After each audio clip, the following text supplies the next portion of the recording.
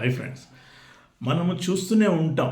కొంతమంది సూపర్ కాన్ఫిడెంట్గా కనపడతారు, మంచి ఆత్మవిశ్వాసం కలిగి ఉంటారు, సభలు వేదికలెక్కి ధైర్యంగా ప్రసంగాలు చేస్తూ ఉంటారు, తమ ప్రజెంటేషన్స్ని ధైర్యంగా కాన్ఫిడెంట్గా ప్రజెంట్ చేస్తూ ఉంటారు.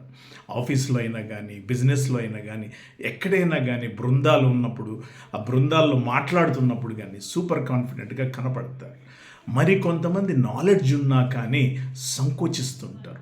ఇవంతా ఎందుకు జరుగుతుంది అని ఆలోచిస్తే దీనికి ఏమన్నా మనకి ఒక రెడీమేడ్ ఫార్ములా ఉందా ఈ కాన్ఫిడెన్స్ సంపాదించుకోవడానికంటే? ఉంది మై డియర్ ఫ్రెండ్స్. ఆ ఫార్ములా ఏంటంటే, కాన్ఫిడెన్స్ మనకి రావడానికి నాలెడ్జ్ ఉండాలి, తర్వాత plus practice plus reflection is equal to confidence అని విజ్ఞులకు ఒక ఫార్ములాని ప్రతిపాదించారు.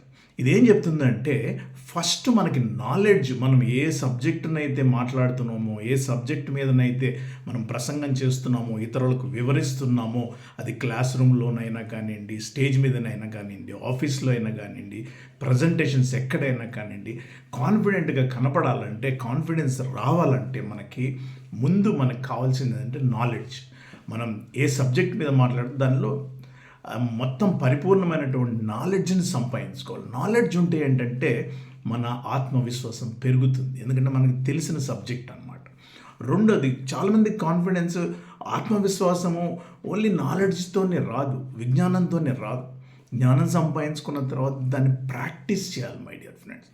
మనం చూస్తుంటాం డాక్టర్స్ కానీ, లాయర్స్ కానీ, వీళ్ళని ప్రాక్టీస్ అంటారు, మెడికల్ ప్రాక్టీస్, లీగల్ ప్రాక్టీస్. ఎందుకంటే ఎన్నో కేసులు చేసే కొద్దీ వాళ్ళకి కాన్ఫిడెన్స్ పెరుగుతూ ఉంటుంది. సో ప్రాక్టీస్ అనేది చాలా ఇంపార్టెంట్. అభ్యాసం కూసు విద్య అని మన దగ్గర చెప్పారు కదా. సో అభ్యాసము ఈజ్ వెరీ ఇంపార్టెంట్. నాలెడ్జ్ ఉండటము, దాన్ని అమలులోకి తెచ్చి యాక్షన్లోకి పెట్టి దాన్ని ప్రాక్టీస్ చేస్తూ ఉండటం వల్ల మన కాన్ఫిడెన్స్ పెరుగుతుంది. ఇంకొకటి ఉంది my dear friends, knowledge practice కాకుండా రిఫ్లెక్షన్ అంటే రివ్యూ చేసుకోవటం. మనం చేసింది సరైందా కాదా, ఈ పద్ధతి కరెక్టా కాదా, తప్పు ఎక్కడ చేశాను, దాన్ని ఎలా సరిదిద్దుకోవచ్చు అని ఎవ్రీడే మనం జరిగిన వాటిని విశ్లేషించుకుని కూలంకషగా అసలు ఏం జరిగింది, ఏం జరుగుతుంది అనేది కనుక మనం రిఫ్లెక్ట్ చేసుకుంటే కనుక, రిఫ్లెక్షన్ అంటే జస్ట్ ప్రతిబింబం. అంటే మనం జరిగిందంతా కూడా మన కళ్ళ ముందు చూపించుకొని, మనము దర్శనం చేసుకొని కళ్ళ ముందు దాన్ని సవరించుకొని మళ్ళీ నెక్స్ట్ డేకి ఇంకొంచెం సూపర్గా ప్రజెంట్ చేయాలంటే కనుక మనకి రిఫ్లెక్షన్ ఈజ్ ఆల్సో ఇంపార్టెంట్.